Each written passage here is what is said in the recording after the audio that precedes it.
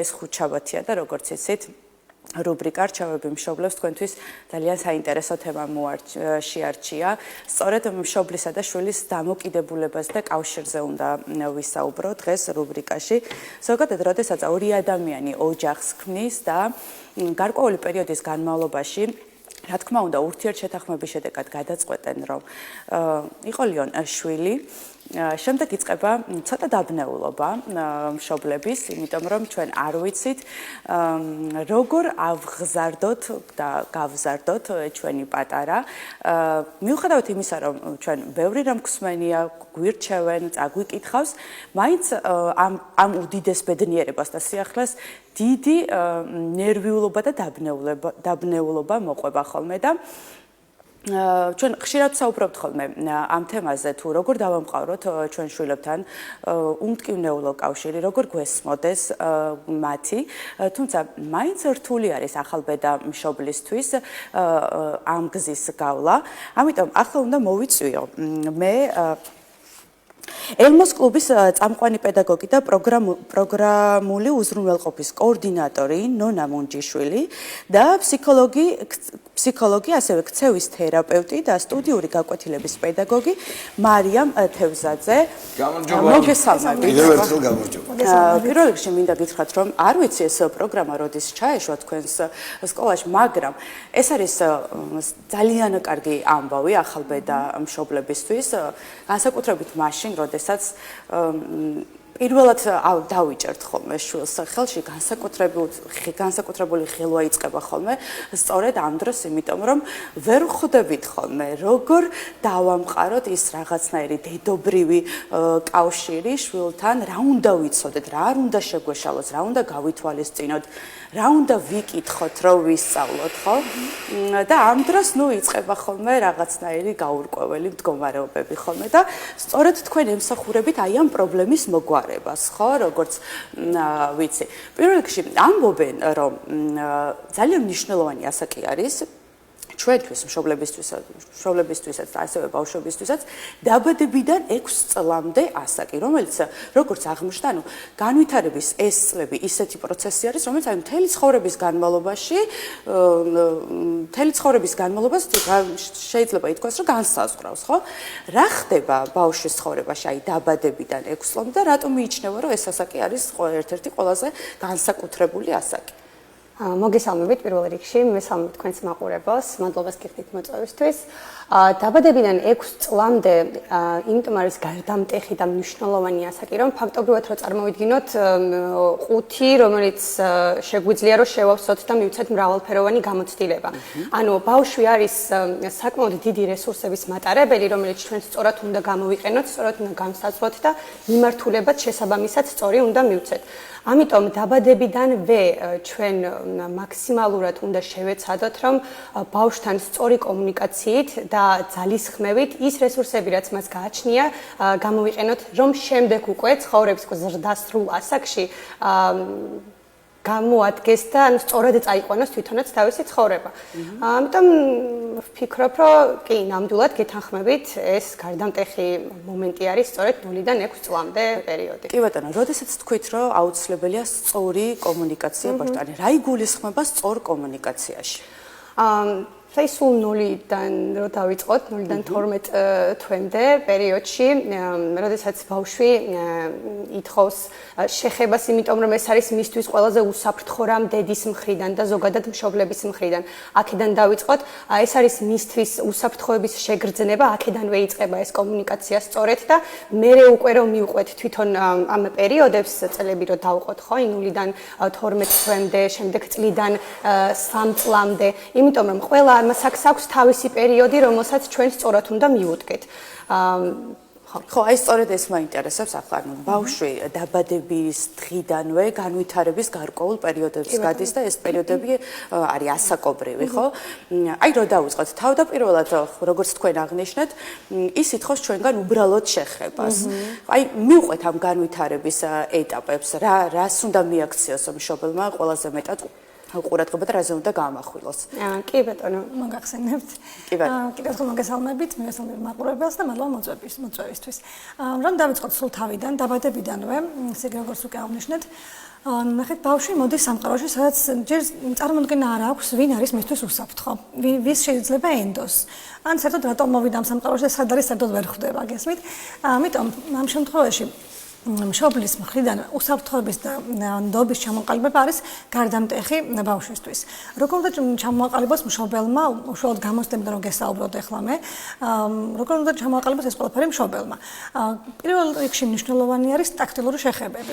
ბავშვი უნდა გრძნობდეს მუდმივად დედის კანთან შეხებას, დედის, მამის, ახლობელი ადამიანების მხრიდან, რომ ჰქონდეს უსაფრთხოების გრძნობა. ასევე ძალიან მნიშვნელოვანი არის ხედველობითი კონტაქტი. როგორც ვიცით, ბავშვი დაბადებიდანვე ხედავს, მაგრამ ხედავს 20-30 სანტიმეტრის მანძილზე მხოლოდ. უკვე დღეებთან ერთად ეს ხედვა მკვეთრდება და ამ შემთხვევაში მშობელმა ხელი უნდა შეუწყოს ხედველობის განვითარებას და როგორ? გამოიყენოს კონტრასტული ფერის სათამაშოები, მაგალითად, დაამყაროს ძალიან ხშირად მასთან თვალით კონტაქტი. ეს უკვე ხელს უწყობს ბავშვის უსაფრთხოების განცდის ჩამოყალიბებას და გასაკვირველია ხედველობას ვითარდება. გარდა ამისა, უნდა განვითაროთ სმენა. როგორ უნდა განვითაროთ ახლა ბავშვის სმენა? როგორც ვიცით, ჯერ კიდევ ბავშვის მზადყოფნის პერიოდში ესმის, ეს არაერთი მეცნიერული დასკვნით დადასტურდა უკვე და დაბადების შემდეგ მშობელმა უნდა პასუხი გასცეს, უნდა აღყვეს, თუნდაც უკვე ბავშვის ღუღუნს, მის პირველ ბგერებს, უნდა დაამყაროს კომუნიკაცია მასთან, რომ ბავშვმა იქნოს, რომ მას მშობელიც ესაუბრება. მშვენიერი. ანუ გარკვეული პერიოდის შემდეგ ბავშვს უვითარდება სხვადასხვა უნარები, ხო? აი გარდა იმისა, რომ მაგალითად ჩამოუყალიბდა უკვე სრული მხედველობა, სმენა, შემდეგ რა ეტაპებს გადის უკვე? პირველიდან 3 წლამდე ამ პერიოდიდან რომ დავიწყოთ, ამ პერიოდში ბავშვი უკვე იწყებს დამოუკიდებლობის ნიშნების გამოვლენას, სადაც უკვე საზღვრებიც უნდა გავითვალისწინოთ ამ ბავშვის, როდესაც რაღაცის გაკეთება არ უნდა. მშობელს უწესებს უკვე, ხო? ხო, კი.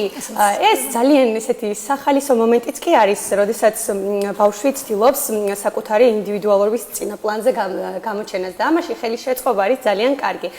თუნდაც პატარ-პატარა არჩევანის მიცემის საშუალება, როდესაც აქვს ბავშვს, ხო, თქვენთვის პატარა ხრიკიც რო ავიღოთ, დავუშვათ ყოველ დილას ბაღში წასვლის წინ, ჩვენთვისვე უკვე რაც არის პრიორიტეტული, დავუშვათ 2 ტანსაცმელი, ამ 2 ტანსაცმლის შორის არჩევანს რო ვაძლევთ, მაგალითად, დღეს წითელ მაისურს ჩაიცვამ თუ ლურჯ მაისურს ჩაიცვამ. ესეთი პატარ-პატარა წახალისებები აძლევს ბავშვს იმის თვითრწმენას პირველ რიგში, თავდაჯერებულობას და რომ მისი აზრიც მნიშვნელოვანია რაღაც გარკვეულ საკითხებში. კი, რა უარყოფითი შედეგი შეიძლება მივიღოთ თუ მაგალითად აი არ დაუჭერთ მსგავს რაღაცეებში მხარს?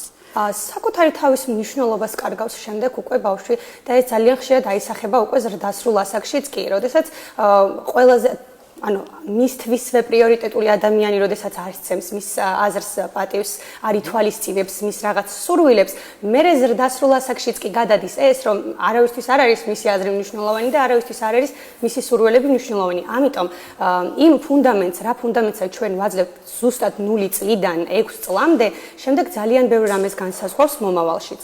ხო, ეს ზრდასრულ ასაკში განსაზღვრავს. რა ასაკში იწყებს ბავშვი უკვე თამაშს და რამდენად მნიშვნელოვანია ამ თამაში მშობლის ჩართულობა და ზოგადად რას ნიშნავს თამაში ბავშვისთვის? თამაშს ბავშვი იწყებს დაბადებისთანავე. თუნდაც მაგალითად რომ წარმოვიდგინოთ, უკვე ჩვილობის პერიოდში თუნდაც ერთი თვის არის და ბავშვი უკვე ხელს იწვდენს რაღაც სათამაშოსკენ, რაღაცა მკვეთრი ფერის სათამაშოსკენ, ან კიდევ მაგალითად ბურთის გაგორებას ცდილობს უკვე 2-3 თვის ასაკის პატარა, ხო? აი ეს თამაში არის მისთვის, მაგრამ რეალურად ამ დროს ვითარდება ძალიან ბევრი უნარი. მაგალითად კოორდინაცია, ბალანსი, ამ ყველაფერს მშობელმა უნდა შეუწყოს ხელი, ეს საკვირველია.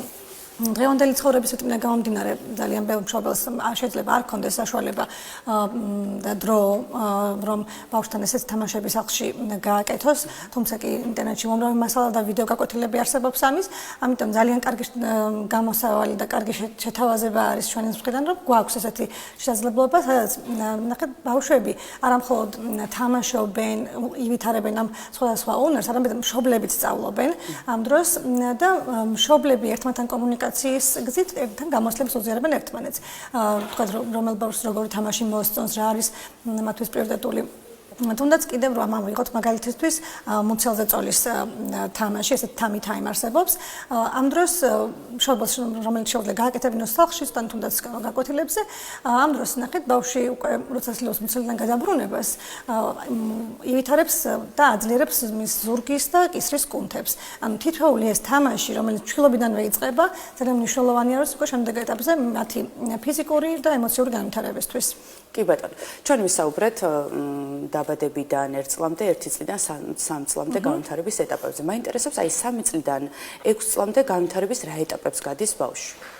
3 წლიდან 6 წლამდე ეს არის ცნობის მოყვარეობის პიკი, ესე ვთქვათ, ძალიან ხშირად თუ დაკვირვებულ ხართ ამ დროს, ამ პერიოდში ძალიან ხშირად სვამენ კითხვას რატომ, ხო, რატო არის ცაცისფერი, რატო არის ბალახი მწვანე და ასე შემდეგ.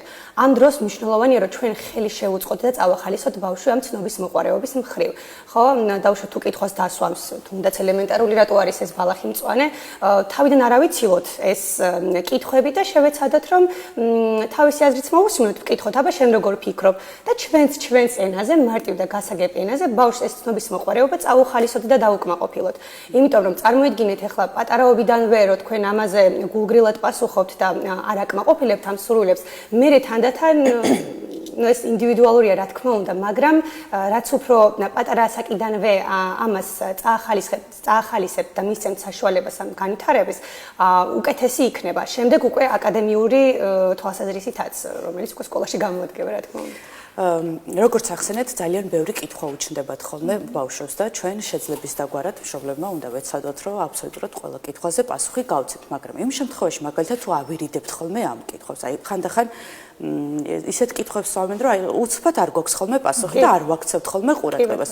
ეს ყურადღების არ მიქცევა ერთის მხრივ შეიძლება ჩვენთვის ჩაითვალოს როგორც თვითონ არაფერი და ამაზე ბავშვი ყურადღებას არ გამახვილებს, მაგრამ აღმოჩნდა რომ აბსოლუტურად ყველაფერს ამჩნევენ ბავშვები. აი ამ შემთხვევაში როგორ გრძნობს ბავშვი თავს, როდესაც მშობელი არ პასუხობს კითხვას და უგნორებს, ასე რომ ვთქვათ. ხო, მშობელი ბავშვისთვის არის ავტორიტეტი, მშობელი ბავშვისთვის არის ადამიანი, რომლის ნათქვამსაც ნებისმიერ ნათქვამს დაიჯერებს. რაც არ უნდა უთხრა, ანუ კარგ სიტყვი დაიჯერებს, ცუდ სიტყვი დაიჯერებს, ეს თავისთავად საკუთარი თავის სიყვარულსაც აისახება და ყველა სხვა დანარჩენ სფეროშიც.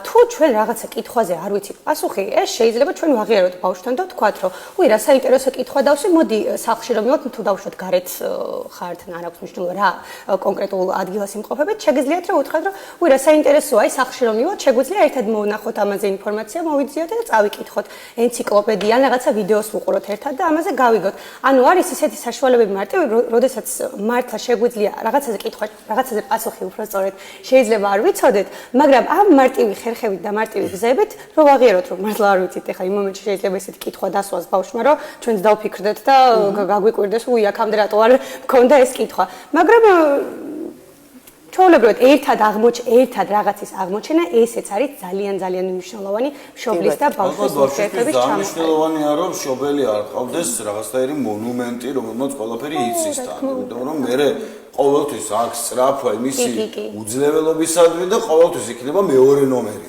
შვილის ჯობდეს მამასა ვერ იქნება, იმიტომ რომ იქნება ეს გაღმერთებული მშობელი და შენ იქნები არასრულყოფილი. რეალურად ყველაფერი არ ვიცი. ხო და ზოგი მშობელი მასე იქცევა კიდე სამწუხაროდ დღემდე, როდესაც შენ მე ვარ რაც ვარ და შენ ჯერ არაფერი არ ხარ. ეს გონია რომ სრულწლოვანებამდე გრძელდება, მაგრამ სინამდვილეში მე ისე ტენდენცია აქვს, რომ მთელი ცხოვრება გრძელდება. ხო, ავტორიტეტი არ ნიშნავს იმას, რომ იქ ყოველთვის მართალია და საოცარი კითხვები აქვს, მინდა აღვნიშნო. ხან მე დავფიქრებულ ვარ, რომ აი ჩვენს ბავშვობაში კიდე სხვა კითხვებს ვსვამდით და ეს თაობა კიდე სხვა კითხვებს ვსვამს და ესე იგი სწორად ვიქცევი ხანდახან დაჭერს. გაცემულია ყველაფერი. ვიყენებ კომენტარ, არ მომხდარა ყველაფერზე პასუხი რა თქმა უნდა. დავამატებდი, რომ ბავშვი ძალიან სრულფასოვნად გრძნობს თავს, როცა მშობელიც მასთან ერთად სწავლობს და ანუ მისთვის ძალიან პრიორიტეტულია ეს ბავშვისთვის, რომ აი ნახე, ერთად ვსწავლობთ რაღაცას და უკვე სრულფასოვნობის განცდა უჩნდება. კი ბატონო, პროცესიც სასიამოვნო არის როგორც მშობლისთვის, ასევე ბავშვისთვის. როდესაც ბავშვი უკვე იწყებს საზოგადოებაში თავის დამკვიდრებას და სწავლობს ურთიერთობებს ადამიანებთან და ასე შემდეგ. აი ამ დროს რამდენად მნიშვნელოვანია მშობლის ჩართულობა და რა როლს ასრულებს ემოციურ განვითარებაში მშობელი? გამომდინარე იქიდან როგორც ვახსენე ბავშვის რესურსები რომელიც სწორედ უნდა იყოს გამოყენებული და ბავშვები ძალიან კარგი იმიტატორებიც არიან ამ კუთხით ხო რა მაგალითად აძლევს მშობელი ბავშვს ურთიერთობის მხრივ ისიც იმავე ქცევას გადმოიღებს თანატოლებისგანაც რა თქმა უნდა და მშობლისგან პირველ რიგში ამიტომ სწორი იქნება თუ საზღვრების დაცვასაც ვასწავლით არასთქმას ხო რიგის დაცვას ეს ყველაფერი შეიძლება სახლის პირობებშიც მოხდეს ხო რაღაცების გახმოვანება თუნდაც ემოციების გახმოვანება პირველ რიგში როგორ გძნობს ბავშვი თავს ხო დაუშვათ თუ სათამაშო მოყვედეთ და ძალიან გაუხარდა ეს ემოციაც ეს მომენტი სიხარულის დავიჭიროთ და გავუხმოვანოთ რომ აი როგორ გიხარია როგორი ბედნიერი ხარ და ილაპარაკოს თავის ემოციებზე ბავშვმა რომ შემდეგ უკვე გაუმარტივდეს ემოციური თვითრეგულაცია როდესაც მოხდება აბსოლუტურად ახალ გარემოში რასაც ქვია სკოლა კი ბატონო, აი სწორედ ეს არის ყველაზე საინტერესო, როდესაც სკოლის ასაკს აღწევენ ბავშვები გარკვეული პრობლემები იჩენს ხოლმე თავს. აი სკოლის ასაკისთვის როგორ უნდა მოვემზადოთ თუნდაც ემოციური კავშირი ჩვენ შვილთან და არა მხოლოდ გარემო, სადაც შემდგომ უწევთ ადაპტირება ბავშვებს.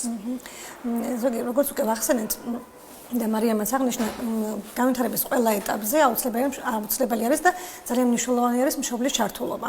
ასევე წინასასკოლო პერიოდი განსაკუთრებით წინასასკოლო პერიოდი რასაკვირველი არ გულისხმობს მხოლოდ ბავშვის მხოლოდ აკადემიურ მზაობას. ძალიან მნიშვნელოვანია რომ ბავშვს განვითარებული ქონდეს ამ ასაკისთვის დამოუკიდებლობის განცდა, დამოუკიდებლობა და ასევე სოციალური უნარები. როგორ უნდა განვითარდეს ახლა მშობელმა ბავშვს დამოუკიდებლობა. მივცეთ არჩევანი თუნდაც შეცდომების დაშვების ფონზე თვითონვე გადაწყვეტოს გარკვეული საკითხები. ამ შეცდომებზე ხო თავადვე ისწავლის შემდეგ, ხო? ასევე სოციალური უნარების განვითარებაში იგულისხმება ის, რომ ესაკურებელია ბავშვი სკოლამდელ პერიოდში უნდა დაკავებული იყოს სხვადასხვა წრეებით, სხვადასხვა სტუდიებით, თუნდაც მშობელთან ერთად იყოს ეს გაკვეთილები, ეს ისევ და ისევ მუშაობს ბავშვის თავდაჯერებულობის ჩამოყალიბებაზე და ჯგუფში, სადაც ბავშვებს უკვე ინტერაქცია აქვს, ბავშვს ინტერაქცია აქვს სხვადასხვა ასაკობრივ პატარასთან მშობლებიც არიან დასრულებიც ხო ეს უვითარებს უსაფრთხოების განცდას და აი სოციალური უნარები უკვე უვითარდება სკოლამდელ პერიოდში. რაც შეეხება უკვე სკოლის შემდგომ პერიოდში, ალბათ ჩვენ ფსიქოლოგი დამატებს. ანუ მაინც მიდივართ იმ დასწავლამდე, ბარემ თან გააგზავნეთ რაც გადმოგაბარეს სიტყვა, რომ სკოლა უფრო სოციალიზაციაა ვიდრე ინფორმაცია, იმიტომ რომ ინფორმაცია პრინციპში სახლში წარმატებულად უსწავლია ბევრ სკოლაში, ხო, სახლიდან 11 კლასი დაუმთავრებია, მაგრამ სახლში სამაგიეროდ სოციალიზაციას ვერ მიიღებ, იმიტომ რომ ეხლა მთელი სკოლა შენთან სტუმრად ვერ ივლის ყოველდღე იმის გამო შენ სახლში სწავლობ. ხო, ну ამისთვის არსებობს ასევე ბაღიც, ხო? ძალიან მნიშვნელოვანი. კი, ბატონო. და ზუსტად ამას ვიძახი, რომ რაც უფრო სწორ და მყარ ფუნდამენტს მივაწოდებთ ბავშვს თავიდანვე, სკოლა მისთვის იმდენად სტრესული აღარ იქნება. ისედაც სტრესია, რაღაც ახალ გარემოში მიდიხარ, სადაც გტოვებენ, ახალ ინფორმაციას გთხოვენ, რაღაცის დასწავლას გთხოვენ, ისეთი რაღაცების სწავლას თან ჯერ რომ შეხება არ გქონია, ეს თავისთავად სტრესია, მაგრამ იქამდე, როდესაც ჩვენ უკვე მივეცით ბავშვს მყარი ფუნდამენტი და იქამდე სანამ მივედით, ანუ სკოლამდე სანამ მივედით, ბავშვთან ემოციურადაც ვიმუშავეთ, ხო, იმ გარემოში, სოციალურ გარემოში ამაზეც ვიმუშავეთ, ბავშვს უფრო მეტად უმარტივდება. იქ უკვე სხვა ეტაპი იწყება. იქ იწყება თვითდამკვიდრება უფრო მეტად, ხო, ვიდრე ბაღში. კი, 3 წლიდანაც იწყება ეს პროცესი, თუმცა იქ უკვე სხვა დაბრკოლებებს ხვდებით სკოლაში, რისთვისაც მზად უნდა ვიყოთ და არ უნდა შევშინდეთ, იმიტომ რომ ბუნებრივი პროცესია მაინც ყველა აწყდება იმ სირთულეებს, რასაც სკოლაში ზოგადად აწყდებიან ხოლმე, თუნდაც ურთიერთობების მხრივ, აკადემიურ მხარეს რო თავი დავანებებ. კი ბატონო, ესე იგი როგორც აღმოჩნდა და ნუ ეს ფაქტი არის და ასეც არის, ბავშვის დაბადების დღიდან, უბრალოდ აი მუცლად ყოფნიდან უკვე ჩვენ ხდებით მშობლები, ხო? მაგრამ აღმოჩნდა რომ ანუ აბსოლუტურად მის ყოველ განვითარებაზე, ყოველ ქცევაზე, აზროვნებაზე, ანუ აბსოლუტურად ყველაფერზე ვართ პასუხისმგებლები ჩვენ. თქვენი პროგრამა მოიცავს თუ არა, მანამ სანამ აი ჩვენს პატარას ხელში დავიჭერთ, გქონდეს უკვე მზაობა, რომ ამ ყველაფერს გავართვათ შემდეგ თავი. ჩვენი პროგრამა მოიცავს დაბადებიდან, ანუ 0 თვიდან, შვილობიდან მშობლის და ბავშვის დაკვეთილებს. როგორც თქვენ აღნიშნეთ, რა თქმა უნდა, განვითარება იწყება უკვე პრეანატალური პერიოდიდან, უკვე 24 კრიდან ბავშვი გრძნობს. სმენითი გრძნობები განვითარებული აქვს და ეს უკვე დამტკიცებული არის მეცნიერების მიერ, მაგრამ ანუ როცა უკვე ბავშვი იბადება, ნეირომეცნიერების ინფორმაციით 1000 ტრილიონამდე ნეირონული კავშირები ყალიბდება მის ტვინში. რომელსაც შემდეგ სჭირდება სტიმულაცია, რომ განვითარდეს სწორად. ამ სტიმულაციაში კი მშობელი უნდა იყოს ჩართული აუცილებლად. უკვე დაბადებიდანვე შეუძლიათ მშობლებს შემოუერთდნენ ამ პროგრამას, რომ ისწავლონ, როგორ განავითარონ ზუსტად ეს ნეირონული კავშირები სწორად, რომ ბავშვს მისი ასაკის შესაძლებლად მაგალითად რომ 0-დან 3 თვემდე ბავშვმა უკვე უნდა ისწავლოს თავის დაჭერა მაგალითად, შემდეგ უკვე 4-დან 6 თვემდე უკვე გადაბრუნება უნდა ისწავლოს მუცლიდან და როგორ უნდა შეუწყოს. თეორიულად ხდება ამ ყოველფრის სწავლება თუ პრაქტიკაში? პრაქტიკაში შესაკვირველი არის თამაშები, ძალიან საინტერესო და მავლისმომცემი თამაშები არის, რომლებსაც მშობლები ბავშვებთან ერთად აკეთებენ და ამ დროს მშობელიც სწავლობს და ბავშვი კი ვითარდება. მშვენიერი სწავლება რა პერიოდს მოიცავს? 1 საათიანი პროგრამა არის და ბოლო 15 წუთი ამ 1 საათიანი პროგრამის გარდა იმ თამაშებისა ეთმობა მშობლების გამოსვლებების გაზიარებას, რომელიც ძალიან საინტერესო მონაკვეთი არის ხოლმე, როგორც შემაჯამებელი, ასე ვთქვათ, გაკვეთილის. მშობლები უზიარებენ ერთმანეთს თავიანთ გამოცდილებას, საუბრობენ სხვადასხვა, ვთქვათ, პრობლემა იქნება თუ შეკითხვა იქნება ეს და ატარებენ ხარისხიან დროს მათ პატარებთან ერთად. მშვენიერი. ახლა გულწრფელად რომ მითხრათ, ვინ არის უფრო თქვენი ხშირი სტუმარი? დედები თუ მამები თუ ორივე ერთად? ძირითადად დედები, მაგრამ არიან ხოლმე, როცა ოჯახით მოდიან ორივე მშობელი როცა საყურებელია. ანუ დღემდე სიხარულს იწვევს ეგ პრობლემაა. იმიტომ ჩვეულებრივ რაღაცა იყოს პრობლემა არ იქნებოდა იტყოდეთ რომ რა ვიცი, ვაკვირდებით უკვე. იცი რა, შეიძლება ითქვას რომ აი ალბათ მოიტანს დრო ამასაც. კი ბატონო, ხო, განსაკუთრებით აი ბოლო წლებში საკმაოდ აქტიურად არიან მამებიც ჩართულები და იმედი მაქვს რომ უფრო გააქტიურდებიან და უფრო გააქტიურდებიან. მსგავსი პროგრამები კიდე ფიქრობ რომ ხელს უწყობს, იმიტომ რომ აი მშობლების ჩართულობა და არა მხოლოდ დედის ჩართულობა ჟღერს ყოველთვის და ეს არის მოთხოვნა ხოლმე და შესაბამისად მალე ეს უკვე სასიხარულო კი აღარ იქნება, ანუ ვიტყვით რომ რა თქმა უნდა ორივე მშობელია ჩართული ამ ყველაფერში. მადლობა უღრმესი. მაინტერესებს კიდევ როგორ შეიძლება რომ მშობელმა და როგორ დარეგისტრირდეს, როგორ მოგაკითხოთ საკონტაქტო მისავართი ნომერი, რო გითხრათ? ჩვენს ნებისმიერ ოფიციალურ ვებგვერდით ალბათ. ოფიციალურ ვებგვერდით, რა თქმა უნდა, გვაქვს ასევე ნებისმიერ სოციალურ ქსელში, როგორც არის Instagram, Facebook-ი, შეუძლიათ დაგვეკონტაქტოთ და ჩაეწერთ ჩვენს სტუდიურ ეკოთილებზე სიამოვნებით უმასპინძლებთ და გაატარებენ თავიანთ პატარას და ხარისხიან დროს. მშვენიერი, ესე იგი, ახალბედა დედებს მშობლებს უბრალოდ გირჩევთ რომ არ დაკარგოთ დრო, როგორც კი თქვენს პატარას აიყვანთ ხელში, შეგიძლიათ რომ უკვე ესტუმროთ და გაიგოთ უფრო მეტი თუ როგორ დაამყაროთ კავშირი თქვენს შვილთან, რაზე უნდა გაამახვილოთ ყურადღება, რა არის მნიშვნელოვანი, რა არ უნდა გამოგრჩეთ.